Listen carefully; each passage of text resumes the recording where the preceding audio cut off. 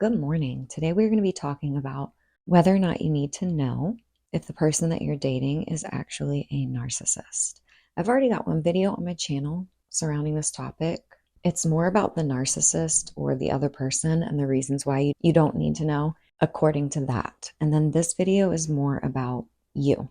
It's the things about you that are going to help you find the clarity that you need, that you're looking for in this situation, that have nothing to do with the narcissist. I just want to say that it's perfectly normal that you're asking this question. Relationships with cluster Bs or narcissists specifically, they tend to include a lot of confusion. It's normal that you're seeking clarity. It's normal that you need help looking for answers in order to make the choices that you're trying to make. I also understand that you might want to know because it's going to help you kind of process the situation. It's going to inform the way that you feel and how much understanding that you may have towards this person as well. But yeah, so today we're going to focus on us and what we want in a relationship and how that helps us determine what we're going to do. And then because we know what we're going to do, it doesn't really matter if other people are narcissistic, if they're personality disordered, if they're borderline, or if they have antisocial personality disorder. So by taking our power back, we're just going to remove the power that they have over us or that any diagnosis might have over us as well. I want to go ahead and let you know that I am not a professional. I am a fellow survivor and survivor advocate. I make videos so that people don't have to experience what I have experienced in my life so that you can weaponize yourself moving forward and protect yourself in the future. I have a psychology minor that I earned in 2011. I've witnessed abuse or been abused for about 30 years. My opinion is based off of research that I've done and my experience in those circumstances. All right, let's get into it. I want to start you off by having you start to consider this topic from a different point of view. Instead of wondering, do they have NPD? I want you to start framing it from a perspective of, is this what I want? Can I thrive here? And if on the first date, I knew that it would end up how it is right now, but I had no other information, would I have still signed up for this? I want you to start thinking about questions like that instead of wondering maybe if they're a narcissist. And the reason is because, frankly, as far as mate selection, the question, are they a narcissist? If that's a standard, then it's a really low one. If we're considering either staying in the relationship with someone because we can make an excuse for their faults because they have a personality disorder, because they have a mental disorder, or if we're only going to leave a relationship where we're being treated poorly, if this person is a narcissist and there's no hope of change, I want us to start considering what a low standard for a relationship partner that really is. Because in my opinion, if you are asking that question, something is very wrong in your relationship. And I bet when I said that, then whatever that something is that's very wrong in your relationship, it immediately popped into your head. So you're aware.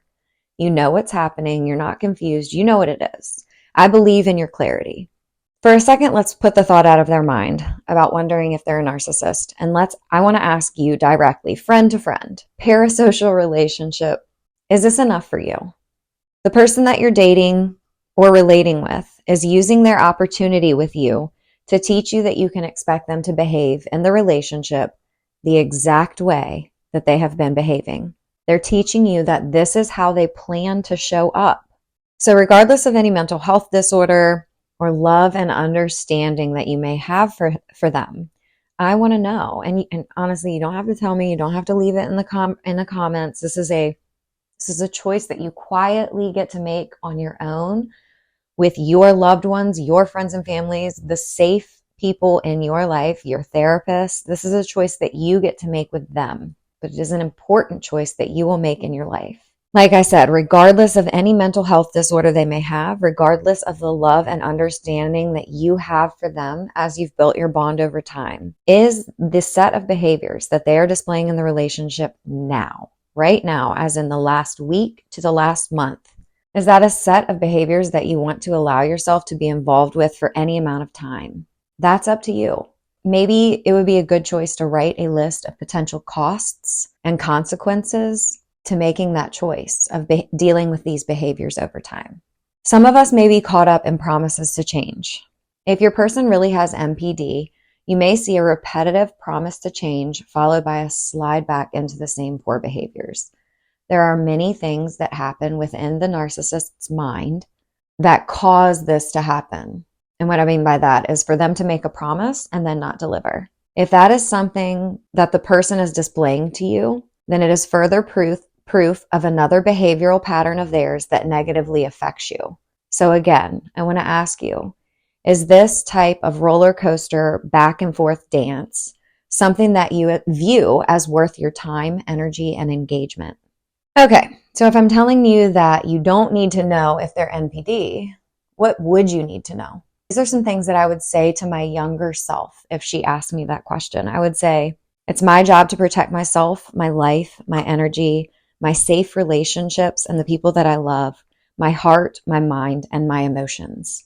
I'm not dating past and future versions of my partner. I'm dating who they are right now.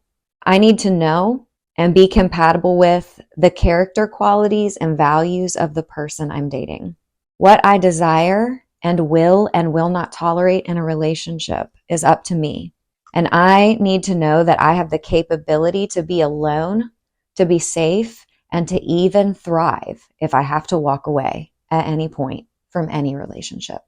So here is a list of questions, and it is a relatively long list of questions that I would ask my younger self if she found herself in this position again, when she was trying to figure out if the person that she's dating had NPD or a cluster B personality disorder, or if she was trying to make any other excuse for the way that she was being treated in a relationship.